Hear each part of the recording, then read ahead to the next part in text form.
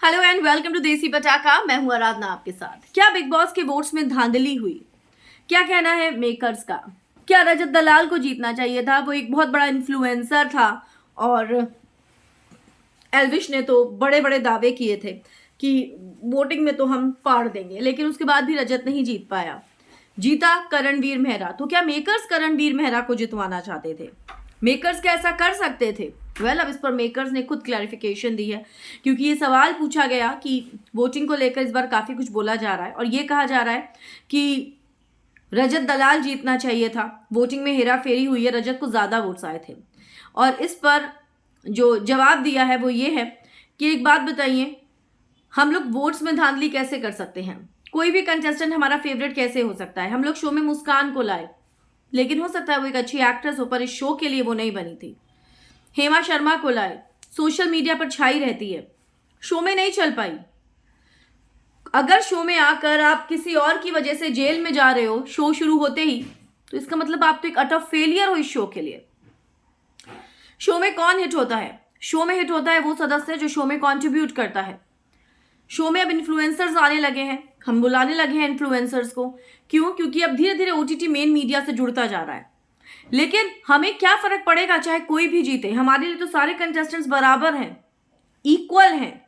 किसी भी कंटेस्टेंट को हम फेवर क्यों करेंगे? और रहा सवाल वोट्स का, तो यहाँ पर वोट्स अगर जिसके लिए भी आते हैं, आरटीआई लगाकर वोट्स को खोलकर चेक किया जा सकता है कि किसके लिए कितने वोट्स आए। और ऐसे में मेकर्स धांधली कर ही नहीं सकते हैं।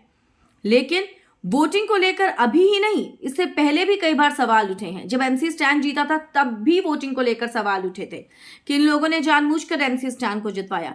लेकिन यहाँ पर जो मेकर्स ने जवाब दिया, उन्होंने कहा देखिए, हर इंसान की अलग पर्सनालिटी होती है और हर इंसान का अलग फैंडम होता है, अलग फैन फॉलोइंग होती है। क्योंकि इस बार पॉपुलैरिटी वर्सेस कंट्रीब्यूशन भी हुआ, पॉपुलैरिटी वर्सेस ये भी हुआ कि शो में कंट्रीब्यूशन क्या है। क्या पॉपुलैरिटी ज्यादा इंपॉर्टेंट है या शो ज्यादा इंपॉर्टेंट है? जिस पर मेकर्स का कहना है, मैं आपके सामने हिना, सिद्धार्थ, करण, इन तीनों को खड़ा कर देता हूँ, रुबीना को खड़ा कर देता हूँ, तो इन चारों की फैन फॉलोइंग अलग टाइप की आपको मिलेगी। रजत को भी कर दूंगा, उसकी भी फैन फॉलोइंग अलग टाइप की आपको मिलेगी। लेकिन what is most important? Most important is show.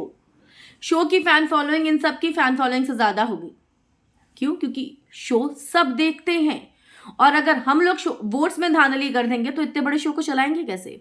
दोस्तों, क्लियर है, यहाँ पर बार बार बार बार एक ही सवाल उठाया जा रहा है, क्योंकि कहीं ना कहीं बाकी कंटेस्टेंट जिनकी विनर बनने की बहुत आस थी वो नहीं बन पाए। उनके जहन में, उनके फैंस के जहन में ये सवाल है कि वही जीतने चाहिए थे, वो नहीं जीते हैं। लेकिन असल में वोट्स प्रॉपरली काउंट होते हैं। यही वजह है एमसी स्टैन को जिताया गया, क्योंकि उसके वोट ज्यादा थे as compare to Shiv Thackeray and Priyanka. Otherwise अगर हम ये सोचें, फिर तो उसमें से मेकर्स की फेवरेट प्रियंका होनी चाहिए थी, क्योंकि वो कलर्स का फेस थी, राइट? आप इस पर क्या कहेंगे? आपका क्या टेक है? कमेंट्स में आप जरूर लिखें।